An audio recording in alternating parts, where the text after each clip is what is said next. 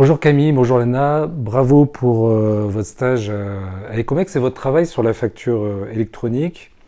Pour démarrer, est-ce que vous pouvez nous dire un petit mot sur vous deux et puis nous préciser ce à quoi doivent s'attendre nos clients concernant cette réforme sur les factures? Comment ça va se passer pour eux? Bonjour à tous. Moi je m'appelle Camille Bonnier, je suis actuellement en deuxième année à l'IUT de Saint-Étienne en BUT GEA, gestion des entreprises et des administrations et plus particulièrement en option comptabilité. Bonjour à tous, moi c'est Lana et je suis donc dans le même parcours que Camille, BUT GEA en deuxième année, option comptabilité. Eh bien cette réforme, elle va induire donc beaucoup de changements, notamment au niveau du format et de l'émission de la facture, donc dans le secteur B2B, donc secteur privé, et c'est un peu une manière donc de copier ce qui a déjà été fait dans le secteur public, à savoir Chorus Pro. Donc en synthèse, cette réforme elle concerne un format de facture, la facture de vente, et des modalités d'envoi. C'est tout à fait ça, c'est un nouveau format, donc plus structuré, numérique, qui est accompagné donc de l'envoi par le biais de plateformes de routage qui seront donc interconnectées. Il y a des termes anglais dans cette réforme, on parle de e-reporting, de e-invoicing. Peux-tu nous les expliquer?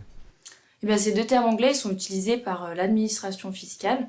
Donc d'un côté, il y a l'e-reporting qui est donc la transmission des factures d'une entreprise à une autre, donc de manière électronique. Et de l'autre côté, il y a donc l'e-reporting qui est la transmission des données de paiement, de exportation à l'administration fiscale. Et donc ces transmissions, elles se feront par le biais de plateformes dématérialisées. D'accord, donc l'e-invoicing en premier, ça concerne les factures de vente qui sont déposées et l'e-reporting, c'est des données chiffrées. À quel moment nos clients TPE seront concernés par cette réforme? Eh bien, vos clients de TPE ils seront concernés à une date bien précise prévue par le calendrier de la réforme qui va se dérouler en 3 phases pour l'obligation d'émission de la facture. Donc tout d'abord, pour les grandes entreprises, ce sera dès le 1er juillet 2024. Pour les entreprises de taille intermédiaire, ce sera dès le 1er janvier 2025. Et enfin, au 1er janvier 2026, sera les petites et les moyennes entreprises.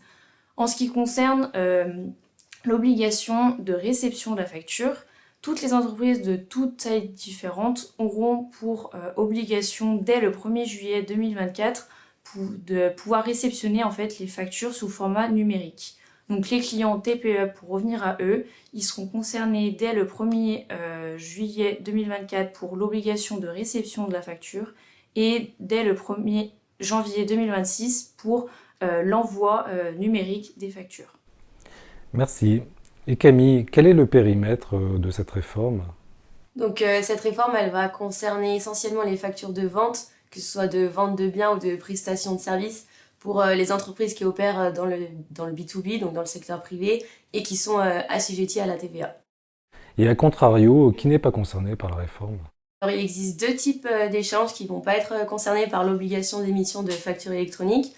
Donc les échanges B2C, donc les ventes aux particuliers, et les échanges B2B international, qui elles sont les ventes à l'international. Mais en revanche, ils vont devoir, ces échanges, transmettre certaines données à l'administration fiscale. Et une entreprise qui ne fait pas de déclaration de TVA, est-ce qu'elle peut être concernée par cette réforme? Si vous travaillez dans le domaine de la santé, de l'enseignement, de la formation, des banques, de l'associatif ou encore de l'assurance, vous n'êtes pas concerné par cette obligation d'émission de facture. En revanche, vous allez devoir être capable de les réceptionner comme l'a dit Lana. Et concernant les entreprises qui auraient fait le choix de la franchise de base en TVA, elles sont concernées par cette obligation de facturation. Quel intérêt pour les assujettis non redevables, donc ceux qui sont dans la franchise en base de TVA, qui sont intégrés dans le champ d'application de cette réforme? Alors c'est tout simplement un intérêt pour l'administration fiscale car ça va permettre de contrôler s'ils dépassent le seuil ou non. Si une entreprise dépasse le seuil, l'administration fiscale le verra tout de suite. La même petite question pour toi. Vous avez parlé de plateforme. À quoi ça correspond? Eh bien, les factures, elles ne transiteront plus directement entre le fournisseur et le client, mais donc elles vont passer par le biais de plateformes dématérialisées partenaires, donc les PDP, ou bien le portail public de facturation, donc le PPF. Donc ce dernier, il existe déjà. Il s'agit donc de Chorus Pro que j'ai déjà énoncé. Et en ce qui concerne les PDP, donc ce seront des plateformes qui vont être immatriculées donc par l'administration fiscale. Cette liste, elle apparaîtra sur le site du gouvernement dès la fin 2023. Chorus Pro, on connaît bien, ça fonctionne, donc c'est plutôt rassurant pour cette réforme à venir. Est-ce que le choix de la plateforme sera imposé? Non, le choix, il est totalement libre. Vous pouvez faire le choix de choisir une plateforme ou bien plusieurs. Même le fournisseur de mon entreprise ne pourra pas l'imposer. Il ne pourra pas vous imposer d'utiliser telle ou telle plateforme. Ce sont les plateformes elles-mêmes qui vont se charger de convertir au format demandé. Parlons d'aspects un peu techniques, Camille. Imaginons que l'entreprise fonctionne de manière on va dire artisanale et qu'elle n'a pas évolué sur ses outils informatiques, elle n'a pas de logiciel de caisse, elle n'a pas de logiciel de facturation. Comment transmettre les données de transaction à l'administration fiscale? Alors, c'est tout simple. Sur le PPF, il sera possible de saisir manuellement ces données-là à transmettre. Et si en revanche, on a fait le choix d'une PDP, elles proposeront des services complémentaires donc, qui seront payants et qui permettront de transmettre ces données-là. D'accord, mais j'imagine que ça va être pour un temps limité. Et si je parle des clients qui font leurs factures sur des traitements texte ou tableurs et qui après les envoient en PDF, est-ce que ce format PDF sera encore autorisé et si c'est le cas, pour combien de temps? Alors dorénavant, l'objectif c'est que le format PDF ne sera plus autorisé dans cette réforme, mais il va toutefois exister une tolérance. Jusqu'au 31 décembre 2027, il sera possible d'émettre des factures au format PDF et ce seront les plateformes de dématérialisation qui seront en charge de transformer ce fichier PDF au format attendu autorisé. Et donc pour remplacer ce fichier PDF-là, le gouvernement a autorisé 3 types de formats. Le format UBL, le format C2I et le format mixte Facture X, qui est un mixte entre le fichier PDF et un fichier XML. Et parmi tous ces formats, est-ce qu'il y a un format prédominant que l'on va retrouver qui va, on va dire, prendre le pas sur les autres?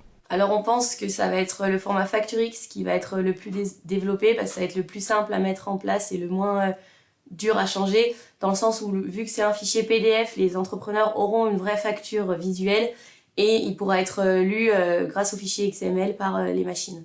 D'accord. Là, une petite question sur par rapport à cette réforme, c'est quand même des contraintes, hein. Ça va représenter une contrainte pour les entreprises. Quel bénéfice attendu pour eux? Eh bien, les chefs d'entreprise, ils vont avoir beaucoup de bénéfices pour leur activité. Notamment, le premier et le principal, c'est de la réduction des coûts. En effet, une facture aujourd'hui, elle s'estime entre 10 et 15 euros, alors que la facture électronique, son coût est estimé à inférieur à un timbre-poste. Ensuite, il y a aussi un avantage du côté de la logistique, notamment les délais de traitement, les délais de paiement qui vont être beaucoup plus courts et aussi moins d'erreurs dues à la saisie manuelle. Il y a aussi un enjeu environnemental, notamment avec la réduction de la consommation de papier ou alors des gaz à effet de serre, notamment dus au transport des factures ou du papier justement. Un autre avantage qui est lié aussi à la sécurité des données qui va être faite, donc les données vont être transmises par le biais de réseaux privés et donc signées électroniquement, donc ce qui va garantir l'intégrité et l'authenticité de la facture. Un dernier avantage aussi, c'est l'exclusion de la perte totale des documents avec un système d'archivage simplifié. Tu penses qu'il peut y avoir des risques dans le cadre de cette réforme? Bien sûr, il y a des risques quand même dus aussi à la sécurité, car le système informatique il peut être très vite attaqué, des cyberattaques ou bien des vols, où il y a aussi des pannes électroniques informatiques qui peuvent arriver. D'accord, merci. Camille, 2026, c'est loin, mais quels conseils pour s'y préparer? Qu'est-ce qu'on peut dire à nos clients concernant l'accompagnement du cabinet? Alors le principal conseil qu'on peut vous donner, c'est de se rapprocher de l'expert comptable, car c'est lui qui est le maître en termes d'accompagnement et de conseils au quotidien. Et c'est également eux qui vont être au cœur de cette nouvelle réforme de facturation. Et c'est eux qui vont être les plus aptes à aider les clients. Et nos collaborateurs, tu penses qu'ils seront contents de cette réforme, voire épanouis? Oui, cette réforme, elle est totalement bénéfique pour eux. Elle va permettre un nombre incalculable d'automatisation de tâches qui va permettre d'avoir un gain de temps énorme et qui vont permettre de développer leurs compétences et de les élargir et qui vont leur permettre de répondre à des demandes de clients plus variées. Revenons à nos clients. Que leur conseillerais-tu pour ceux qui utilisent tableur, traitement de texte pour faire la facture et est-ce qu'il y a urgence pour eux? Alors, il y a une certaine forme d'urgence, oui, pour eux de passer maintenant à un logiciel de facturation et si possible à un logiciel de facturation qui facture aux 3 formats possibles. Mais pas de panique, si jamais ils ne facturent pas au format attendu, ce seront les plateformes qui le changeront au bon format. Donc oui, il y a une forme d'urgence et il faut profiter du temps qui nous reste, donc les 2 ans qui sont à venir pour justement apprendre ces nouveaux logiciels. Et ceux qui ont encore une caisse sous format papier ou sous format tableur? Ça va être la même chose que pour ceux qui font leur facture sur traitement de texte. Il y a aussi une forme d'urgence et il faut passer maintenant à un logiciel de caisse. Ok. Cette réforme de la facture électronique, finalement, quel est son but? Parce qu'il y a beaucoup de contraintes. Eh bien, le but est simplement pour lutter contre la fraude à la TVA. Elle s'estime aujourd'hui entre 20 et 25 milliards donc pour l'année 2021 selon l'INSEE. C'est pour cela qu'il y aura des pré-remplissages de la déclaration, ce qui va être beaucoup plus simple. Également, cela va permettre à l'État de pouvoir piloter plus facilement sa politique économique en connaissant réellement l'activité des entreprises. Et enfin aussi, cela va permettre de réduire pour les entreprises leurs coûts de façon considérable. D'accord. 2026, 2024, 2025, nous avons encore du temps. Mais est-ce que nous avons pris du retard par rapport à cette réforme qui est internationale, européenne? Est-ce qu'il y a des pays qui sont en avance par rapport à la France?